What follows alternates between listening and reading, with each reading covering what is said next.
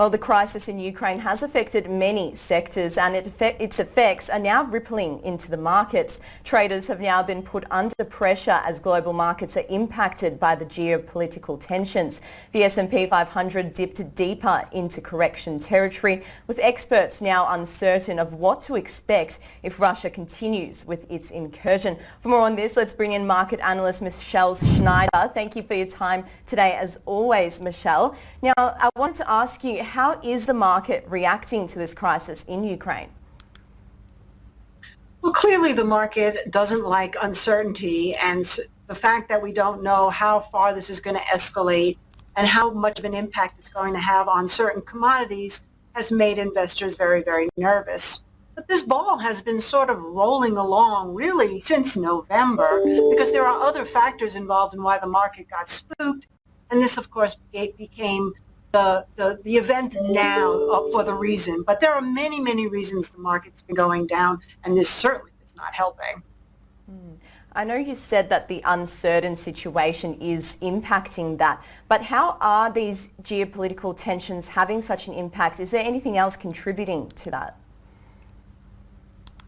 Well, right now, considering that we have a situation where Russia has a lot of commodities that we need, like natural gas and wheat and palladium and platinum, the fact that there's disruption or potential disruption to these getting out beyond the Ukraine, which has been obviously the access to Europe, is putting what has already been a short supply because of COVID and just because of the fact that we've had labor problems and supply chain issues for so long, and exacerbating it.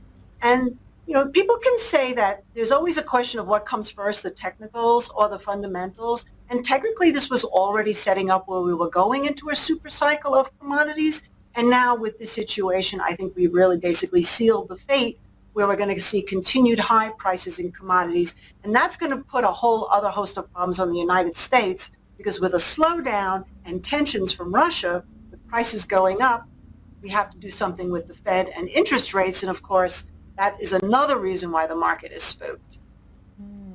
And in terms of inflation, we've been hearing a lot about that recently. Is this crisis in Ukraine likely to affect that at all? Oh, absolutely. It's already affecting it through the oil prices, which were climbing anyway, but now we've gotten to prices about $95 a barrel. Some analysts predict that we can see $100, $110 to $120 a barrel.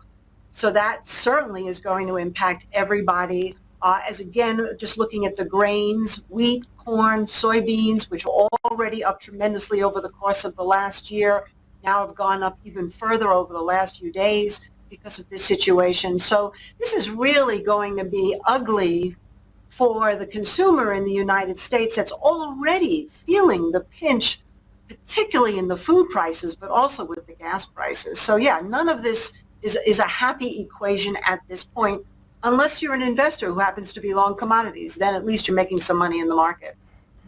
Yes, Michelle, and as you mentioned there, oil prices are, of course, on the rise. Do you think this is likely to push the world further towards renewable energy sources?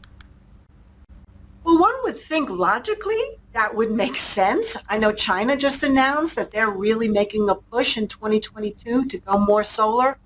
We've threatened to do that in this country, in the United States. We've seen Europe and other countries also looking at it. But really, if you take a look at what's happening in the prices of solar energy and wind energy and all alternative energy, they're still so undervalued compared to how oil and gas is trading right now. So I think it really behooves the countries to be looking at what China's doing and try to really convert, so that we're not necessarily crippled by these type of geopolitical situations. There's some talk of oil release in the United States, but we know that's not going to be enough to counteract what could happen here with Russia.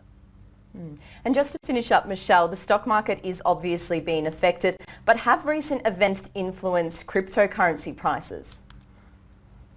Well, that's a very good question, because many people thought that crypto was the great inflation hedge and that it actually would decouple from the market. Instead, it's turning out to be rather speculative. Now, it's still trading within a range it's been at for several months, holding around 30 to 34,000, but every time it tries to get over 40, at one point last week it was trading up at 44, 45, it comes back down. There's other problems with crypto right now, a lot of uncertainty about regulation in the United States, people talking about it, Biden and Gary Gensler talking about it. But yeah, right now it's showing that it's not a great store of value against inflation or geopolitical concerns that many people hope. It changed, but for right now, that's the current situation. Great to hear your analysis on this. Michelle, thank you very much for your time today as always. Thank you.